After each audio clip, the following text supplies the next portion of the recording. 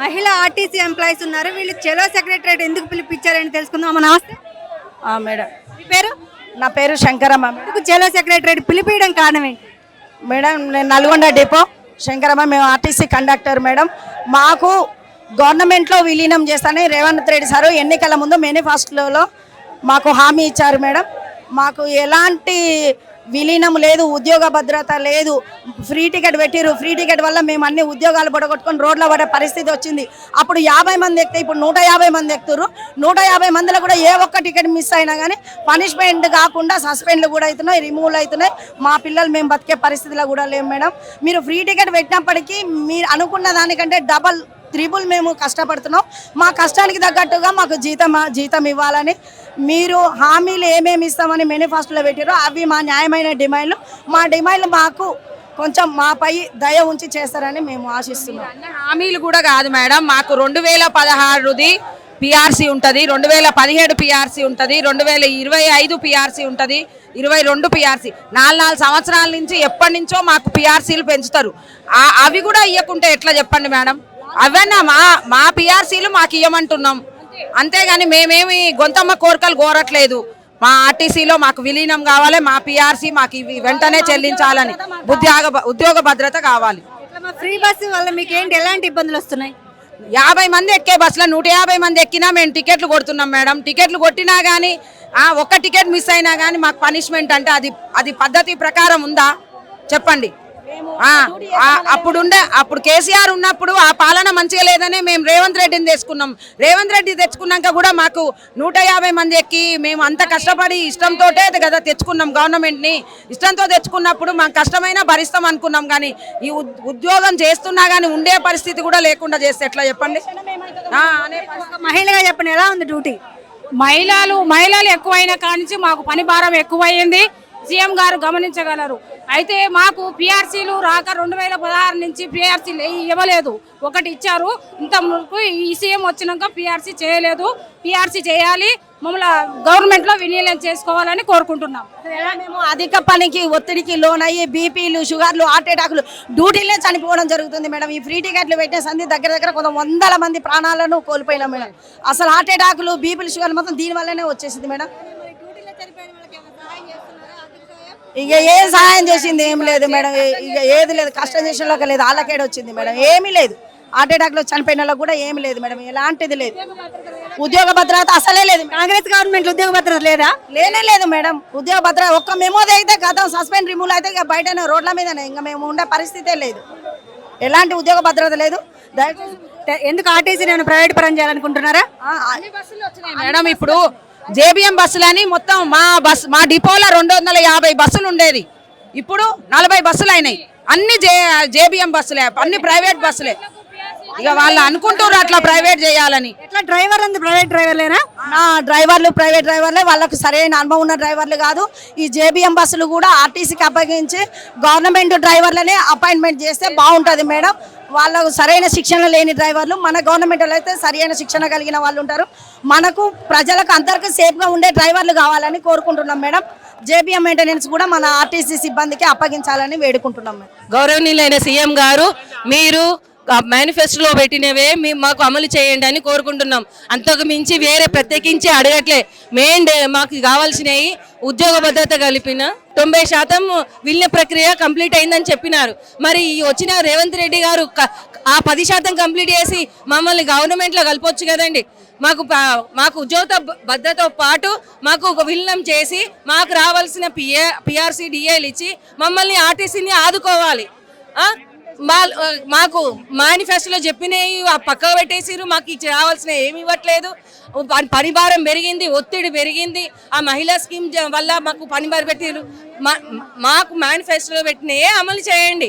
మాకు యూనియన్లను పునరుద్ధరించి మమ్మల్ని ఆదుకోండి. మాకు రిటైర్ అయిన ఎంప్లాయీలు వాళ్ళకు రావాల్సిన బకాయిలు రాక, వాళ్ళకు పెన్షన్ లేక, వాళ్ళకు రాక వాళ్ళు సతమతమై సూసైడ్ చేసుకుంటున్నారు జీవనాధారం లేక.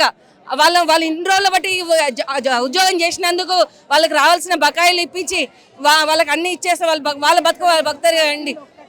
మేము కోరుకునేది ఏంటిది, మాకు యూనియన్లను పునరుద్ధరించండి. మాకు ఉద్యోగ భద్రతతో పాటు మాకు గవర్నమెంట్లో మమ్మల్ని విలీనం చేసి మాకు రావాల్సిన పిఆర్సీ డిఏ మాకు అవన్నీ ఇప్పించి మా ఆర్టీసీని ఆదుకోండి. మమ్మల్ని గవర్నమెంట్లో విలీనం చేసిన అన్నారు. ఈ విలీనం ఎక్కడికి పోయింది? ఆ విలీనాన్ని చూపెట్టండి. మాకు గవర్నమెంట్ జీతాలు, మీ ఒక ప్రభుత్వ ఉద్యోగి కనుక ఎటువంటి జీతాలను సేకరిస్తున్నాడో మాకు కూడా అటువంటి జీతాన్ని మీరు లెక్కలో చూపెట్టండి. ఏ జీతాలు చూపెట్టకుండా గవర్నమెంట్ ఉద్యోగి అంటారు. గవర్నమెంట్ ఉద్యోగి రావాల్సిన జీతాలేవి?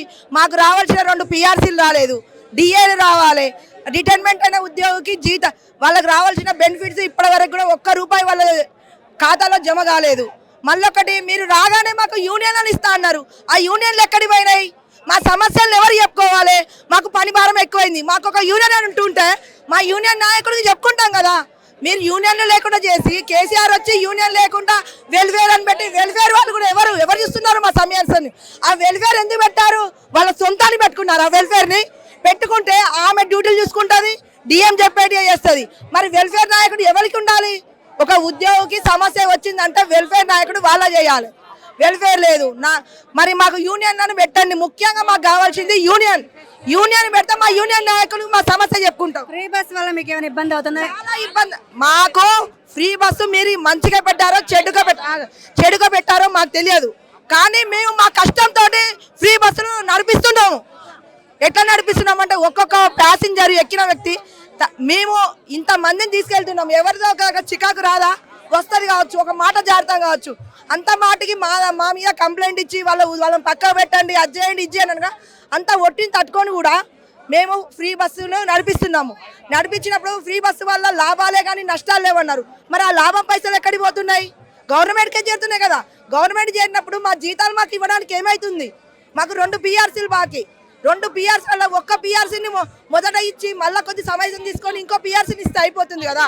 పిఆర్సీలు ఇయ్యరు, డిఏలు ఇయ్యరు, రిటైర్ అయిన ఉద్యోగికి వాళ్ళ బెనిఫిట్స్ ఇయ్యరు. వాళ్ళ జీవనాధారం ఏంటి? ఒక ఉద్యోగి రిటైర్మెంట్ అయితే వాళ్ళ జీవనాధారం ఏంటి? ఆ జీవనాధారాన్ని వాళ్ళకి ఇవ్వకపోతే వాళ్ళు ఎట్లా బతుకుతారు? ఒక ఉద్యోగి రిటైర్ అయిన అంటే తెల్లారి చనిపోతున్నాడు. ఎందుకు చనిపోతున్నాడు? చనిపోవడానికి కారణం ఏంటిది? మీరు బెనిఫిట్స్ ఇవ్వడం పోవడం వల్లే ఒక ఉద్యోగి చనిపోతున్నాడు. ఆర్టీసీలో హరాస్మెంట్ నడుస్తుంది, మెమోలు ఇస్తున్నారని ఒక వాదన వినిపిస్తుంది. వాస్తవమేనా? నిజమేనండి. ప్రతి చిన్నదానికి పక్కకు పెడుతున్నారు. జనాలు ఎక్కువైపోతున్నారు. ఒక 50 బస్సులు 50 మంది పెట్టే ప్రయాణికులకు 100-120 మందిని తీసుకెళ్తున్నాం. అప్పుడు యాక్సిడెంట్లు అవుతున్నాయి. ఆపకపోతే ప్రతి స్టేలో ఆపాలి. ఎంతమంది ఉన్నా ఆపాలి. ఆపకపోతే పనిష్మెంట్, ఆపితే జనాలతోటి గొడవ, అట్లా కూడా యాక్సిడెంట్లు అవుతున్నాయి. దానివల్ల చాలా సమస్యలు వస్తున్నాయి ఫ్రీ వల్ల. ఈ మధ్య మీ మీద దాడులు కూడా జరుగుతున్నాయి. ఎట్లా చూస్తారమ్మా? దాడులు జరుగుతున్న చిన్న వాటికే గొడవలు చేస్తూ డ్రైవర్ కండక్టర్ల మీద దాడి చేస్తున్నారు. మాటలు కూడా అనరాని మాటలు డ్రైవర్ కండక్టర్లను అంటున్నారు. వివిధ రకాలైన కేసులు కూడా ఇట్లా టికెట్ ఇష్యూ విషయంలో కూడా 120 మంది ఎక్కినప్పుడు అందులో ఒకరి టికెట్ మిస్ అయినా కూడా మిస్సింగ్ కేసులు రాస్తూ మానసికంగా కండక్టర్లను ఒత్తిడి చేస్తూ వాళ్ళు నిజ సూసైడ్ చేసుకుంటున్నారు. ఫ్రీ బస్సు స్కీమ్ పెట్టినప్పటి నుంచి ఎందుకు ప్రైవేట్ బస్సులు ఎక్కువగా నడుపుతున్నారు? ప్రైవేట్ బస్సులు అదే ప్రైవేట్ పరం చేస్తున్నారు. జేబీఎంలు వచ్చాయి కదా, ఈ బస్సులన్నీ పక్కకు పెట్టేసి జేబీఎంలకి ఒక డిపోనే అప్పచెప్తున్నారు. కాబట్టి అవుట్ సోర్సింగ్ వాళ్ళని తీసుకుంటున్నారు, కాంట్రాక్ట్ బేసిక్ గా తీసుకుంటున్నారు. కండక్టర్లను తగ్గిస్తున్నారు, పని భారం ఎక్కువ అవుతుంది. కాబట్టి దాదాపు జేబీఎం బస్సులు వచ్చిన తర్వాత చాలా మంది యాక్సిడెంట్లు అవుతున్నాయి, స్పీడ్ డ్రైవింగ్ అంటూ ఉన్నారు. ఎందుకు విలీనం చేస్తున్నా గవర్నమెంట్ ప్రైవేట్ పరం ఎందుకు చేయాలనుకుంటుంది? అదే ప్రైవేట్ అంటే వాళ్ళకి డ్రైవర్లకి శిక్షణ ఉండదు కదా. వాళ్ళని ఎక్కడ అవుట్ సోర్సింగ్ అంటేనే వాళ్ళకి సరిగా నైపుణ్యత ఉండదు. కాబట్టి వాళ్ళని తీసుకొచ్చి వాళ్ళు జేబీఎంలో రిక్రూట్మెంట్. ఎలాంటి భద్రత ఉంది ఆర్టీసీలో? ఆర్టీసీలో ఎప్పుడైతే భద్రత కరువైంది మేడం, జేబీఎం బస్సులు వచ్చిన తర్వాత చాలా ప్రాబ్లం అవుతున్నది మాకు. ఎందుకంటే ఛార్జింగ్ పేరిట ఒక్కొక్క కండక్టర్ 4 గంటలు వెయిట్ చేయాల్సి వస్తుంది. ఒక కండక్టర్ పొద్దున 6 గంటలకు బయలుదేరినామే, రాత్రి 12-1 గంట వరకు కూడా తను ఇంటికి చేరుకున్న పరిస్థితి లేదు. అందువల్ల ఆ మహిళలు రాత్రిపూట ఇంటికి చేరుకోవడానికి సెక్యూరిటీ అనేది లేదు. 10 గంటలు ఎక్కువైన అధికారుల ప్రెషర్ కూడా చాలా అవుతున్నది. దీనివల్ల మాకు చాలా ప్రాబ్లం అవుతున్నది. మా సమస్యలు ఎవరికి ఇలా చెప్పుకోవాలో కూడా లేదు. మాకు యూనియన్ కూడా మాకు లేకపోవడం వల్ల మాకు ఏ చిన్న సమస్య వచ్చినా పెద్దది వచ్చినా చెప్పుకునే పరిస్థితి ఎవరికి మాకు లేదు. అందువల్ల మేము చాలా సఫర్ అవుతున్నాము. ఆర్టీసీ అంటేనే భయం. మాకు ఇదివరకు ఒక అన్నం పెట్టిన సంస్థలాగా మేము భావించుకున్నాము. కానీ ఈ రోజు అదే ఆర్టీసీ అంటే మాకు భయం వస్తుంది. రోజు డ్యూటీకి వెళ్ళాలంటే రోజు ఒక దిన గండంలాగా మేము బతుకుతున్నాము. మాకు ఆర్టీసీలో ఉద్యోగ భద్రత అనేది కూడా కరువైంది. ప్రతి మహాలక్ష్మి స్కీమ్ వచ్చిన తర్వాత మేము చాలా ప్రాబ్లమ్స్ ఫేస్ చేస్తున్నాము. చిన్న జీరో టికెట్ వల్ల మొన్న మన నర్సంపేట కండక్టర్ అన్న చనిపోవాల్సి వచ్చింది. దానివల్ల ఆ కుటుంబం రోడ్డున పడ్డది. అతను సస్పెండ్ అవ్వడం వల్ల అతనికి వచ్చే బెనిఫిట్స్ ఎలాంటివి కూడా రావు. అందువల్ల మాకు ఉద్యోగ భద్రత కూడా కావాలనేదే మేము కోరుకుంటున్నాం మేడం.